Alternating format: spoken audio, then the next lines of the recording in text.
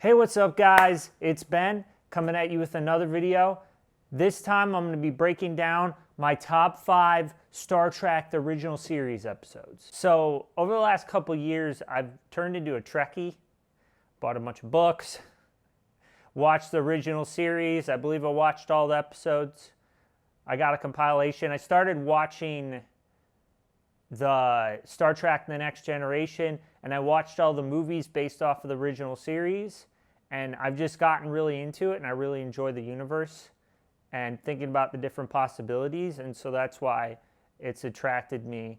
I just love science fiction. I guess that's not why. I would love science fiction, and I love the idea of like, okay, what could happen on another planet, and what could happen differently, I guess, in science or in our world, and I really appreciate that, and so that's why I'm drawn to Star Trek the original series.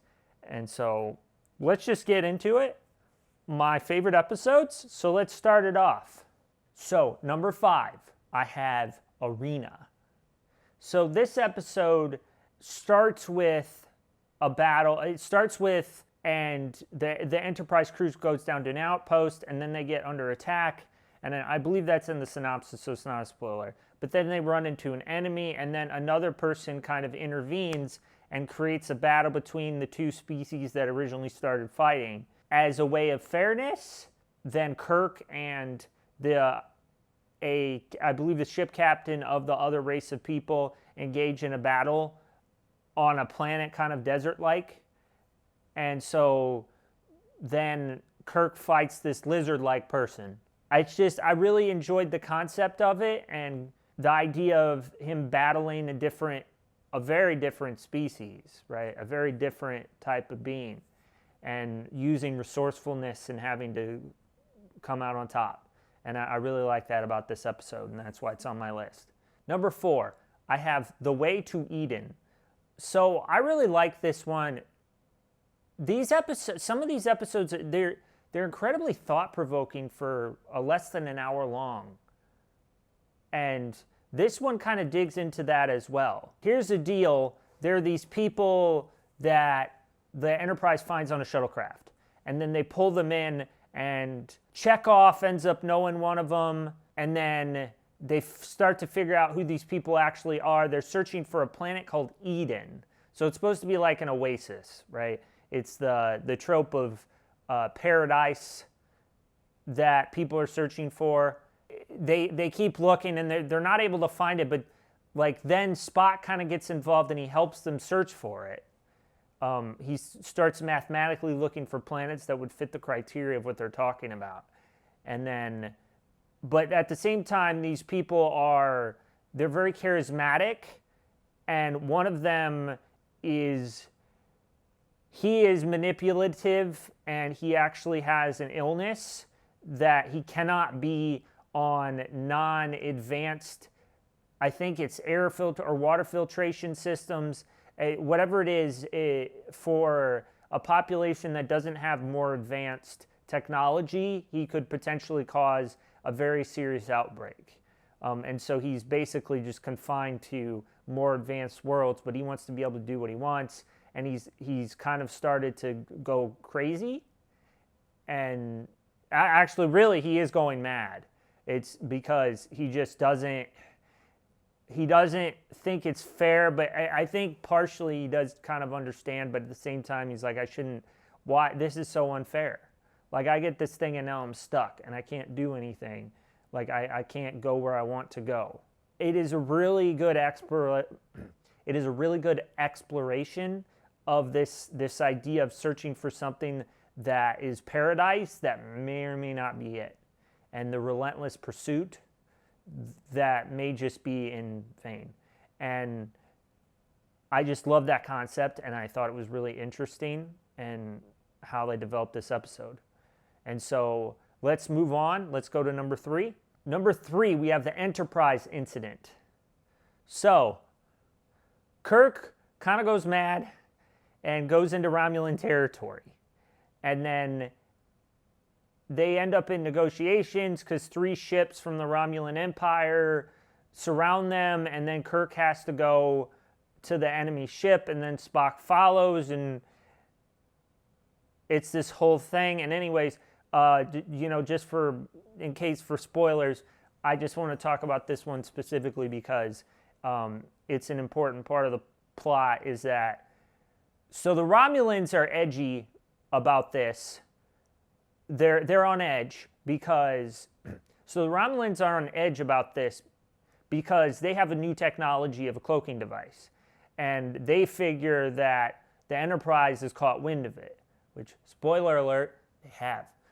Anyways, so they're afraid that they caught wind of it and that they're spying and they're trying to steal the technology, which they have. They don't tell the rest of the ship, but it's Spock and Kirk, and they're using it to sneak on board, and they're pretending that Kirk is acting alone and he went mad and he pushed him into the neutral zone. Anyways, the ship captain is pretty enamored. She's a Romulan woman and she's pretty enamored with Spock. And so Spock is able to use that to his advantage and to kind of lead her while Kirk is able to kind of mess around in the background, and they're able to get the cloaking device. And it's really interesting, and I feel honestly to some degree for that Romulan woman, even though I don't like Romulans. I feel for her because she kind of lays it out there and she's infatuated with Spock, but then he doesn't really want to have anything to do with her, and he is loyal to the Empire. He doesn't want his own ship. He doesn't want to lead his own craft. That's not his thing. He is a leader, but he's not. He is honestly, and I think pragmatically, like there's a part of him that wants to do what he wants because he thinks that humans are goofy and emotional and they don't make right decisions. But also, a part of him definitely knows that Kirk is the best captain for the ship. Because Kirk has qualities that Spock doesn't. And so he plays this woman, and then they're able to get what they want. And it kind of crushes her because she thought that she had him, but she didn't.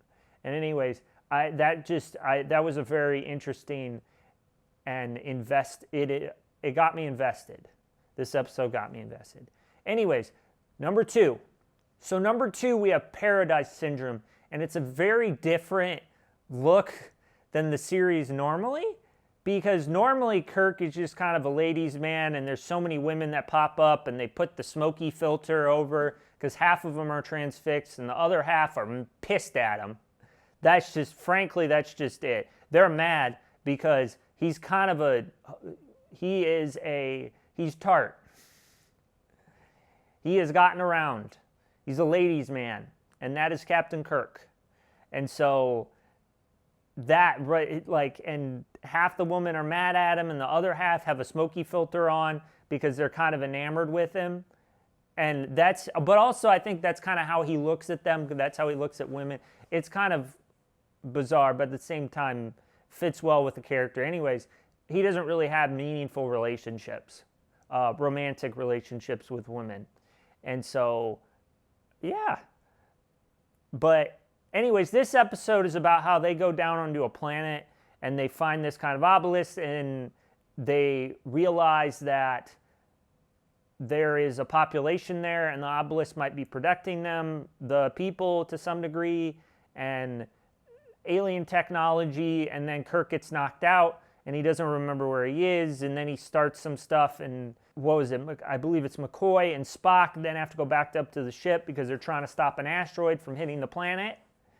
And then Kirk comes back too, and he starts mingling with the local population that are very Native American-like. And Spock says they resemble certain tribes in North America. I don't remember what those were called. But anyways, Kirk goes out, and then he starts to talk and interact with these village people. And then a woman kind of becomes infatuated with him, and he becomes infatuated back. And it's pretty much the only relationship I think that he's really ever had in the original series. And it was kind of a sweet moment. He got entrapped in it, and you could kind of see when he left. And unfortunately, spoiler, his wife dies. She ends up getting stoned, but you can kind of see it kind of breaks him a little bit.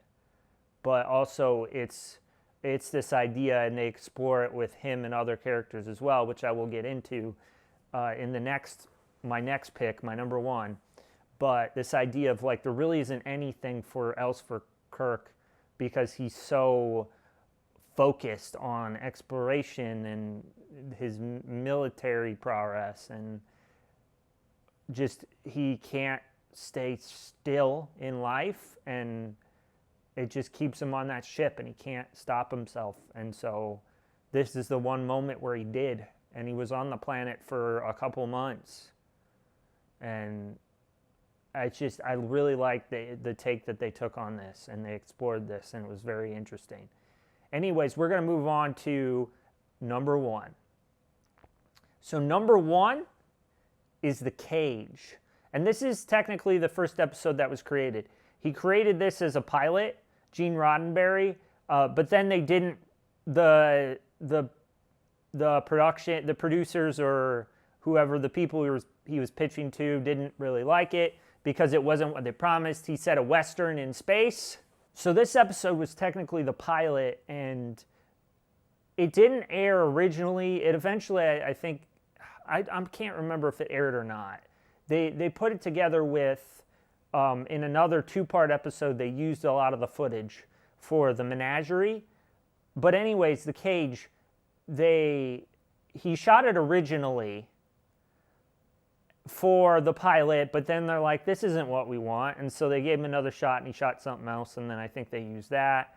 And then it was just kind of a thing. Originally he promised a Western in space, and that's why they didn't like this first episode. Personally, I think this is a great episode, and I think it really just, it is a great first episode, and it's a great exploration of humanity. And anyways, The Cage. So Christopher Pike, Captain Kirk isn't the captain, right?